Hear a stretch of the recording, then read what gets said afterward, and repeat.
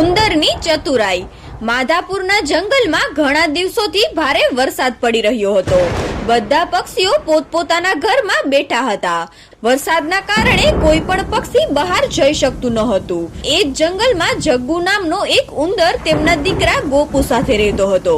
ભારે વરસાદને કારણે જગ્ગુના ઘરે અનાજ ખૂટી ગયું હતું। ગોપુ બોલ્યો, પપ્પા, આપણા પાસે આજે જેટલું ચાલે તેટલું જ અનાજ બચ્યું છે। જો આજે અનાજ પૂરું થઈ જશે તો આપણે કાલે શું ખાશું? આપણું શું થશે? જગ્ગુ બોલ્યો, ચિંતા ન કર બેટા, હું કંઈક ને કંઈક ઉપાય તો શોધી જ કાઢીશ। આટલું કહીને જગ્ગુ અને ગોપુ એ બંને વધેલું અનાજ ખાઈ લે છે અને થોડા સમય બાદ આરામથી સૂઈ જાય છે।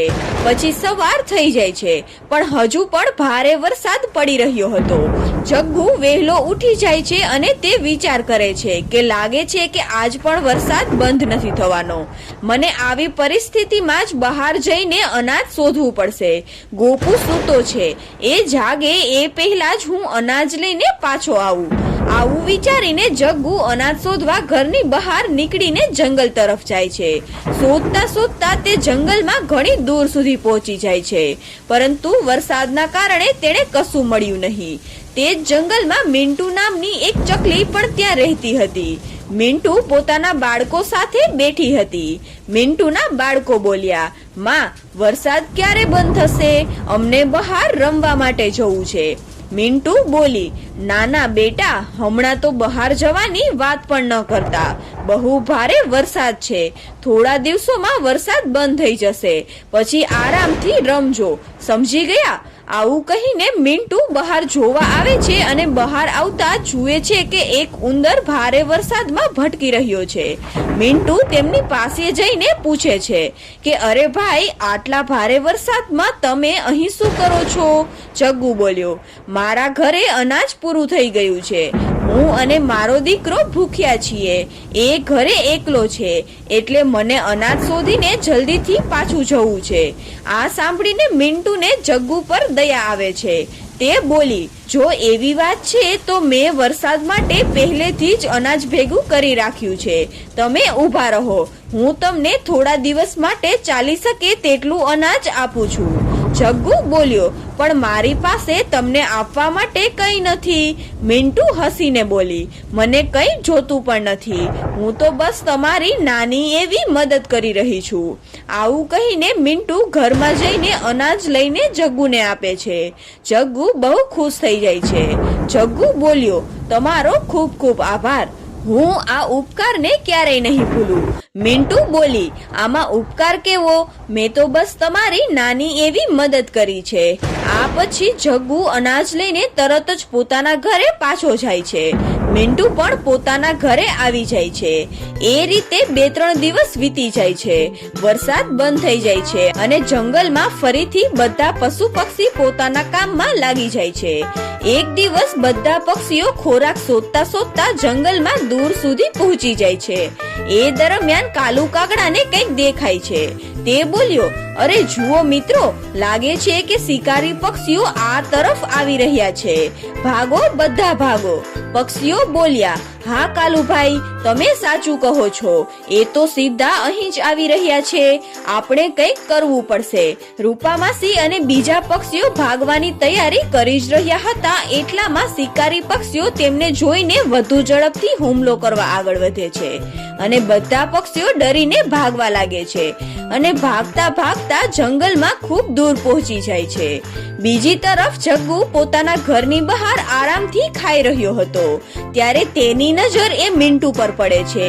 મિન્ટુ ખૂબ જ ઝડપથી જંગલ તરફ જઈ રહી હતી।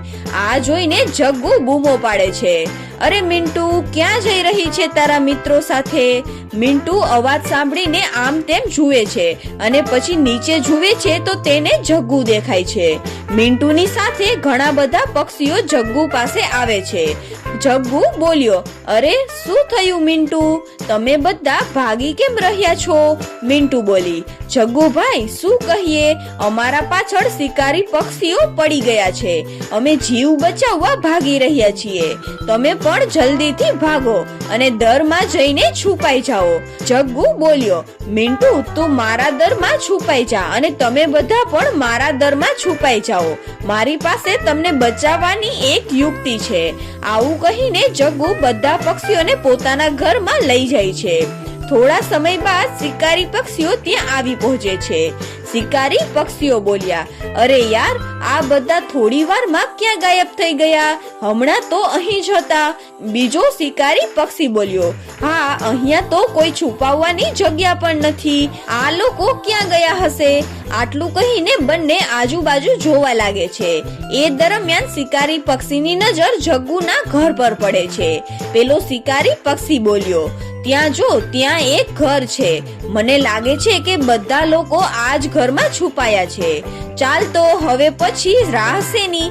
અંદર જઈને બધા પક્ષીઓને બહાર કાઢીએ. બંને શિકારી પક્ષીઓ જગ્ગુના ઘરમાં ઘૂસી જાય છે. અંદર જઈને જુએ તો જગ્ગુ ત્યાં બેઠો હતો. શિકારી પક્ષીઓ બોલ્યા, અરે ઓ ઉંદર, બધા પક્ષીઓ ક્યાં ગયા? સાચું બોલ. જગ્ગુ શાંતિથી કહે છે કે અરે મને શું ખબર, મને તો કંઈ પણ ખબર નથી.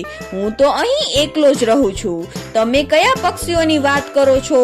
શિકારી પક્ષીઓ આખું ઘર ફંફોડવા લાગે છે. તે આખું ઘર જોઈ લે છે પણ કોઈ મળતું નથી. અંતે તેઓ માની જાય છે કે પક્ષીઓ અહીં નથી. પેલો શિકારી પક્ષી બોલ્યો, અરે આ પક્ષીઓ તો અહીંયા નથી. ચાલ હવે આપણે જંગલમાં જઈને શોધીએ. બીજો શિકારી પક્ષી બોલ્યો, ચાલ ઉંદર, અમે અત્યારે જઈએ છીએ. પણ જો તારા ઘરમાં પક્ષીઓ મળ્યા હોત તો તું અમારો પહેલો શિકાર બનત. પછી બંને પક્ષીઓ જંગલ તરફ પાછા જાય છે.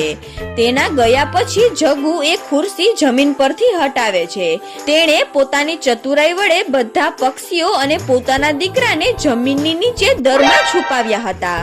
શિકારી પક્ષીના ગયા પછી જગ્ગુ એ બધા પક્ષીઓને બહાર બોલાવે છે અને આ રીતે ચતુરાઈથી બધા પક્ષીઓને બચાવી લે છે. પક્ષીઓ બોલ્યા, જગ્ગુભાઈ, તમારો ખૂબ ખૂબ આભાર. તમે આજ અમારા બધાનો જીવ બચાવ્યો છે. અમે તમારું આ એહસાન ક્યારેય પણ નહીં ભૂલીએ. જગ્ગુ હસીને બોલે છે, આમાં ઉપકાર કેવો? મેં તો બસ નાની એવી મદદ કરી છે. પછી બધા પક્ષીઓ જગ્ગુનો આભાર માનીને જંગલમાં પાછા ફરે છે. આ રીતે માધાપુર જંગલમાં ફરી ખુશીઓ પાછી આવે છે. તો મિત્રો, તમને અમારી આ વાર્તા અને જગ્ગુની ચતુરાઈ કેવી લાગી? જો તમને અમારી આ વાર્તા ગમી હોય તો તમારા મિત્રો સાથે શેર જરૂર કરજો. અને બાળ મિત્રો, આપણને આ વાર્તા પરથી શીખ મળે છે કે આપણે પણ મુશ્કેલ પરિસ્થિતિમાં જગ્ગુની જેમ ચતુરાઈથી કામ લેવું જોઈએ.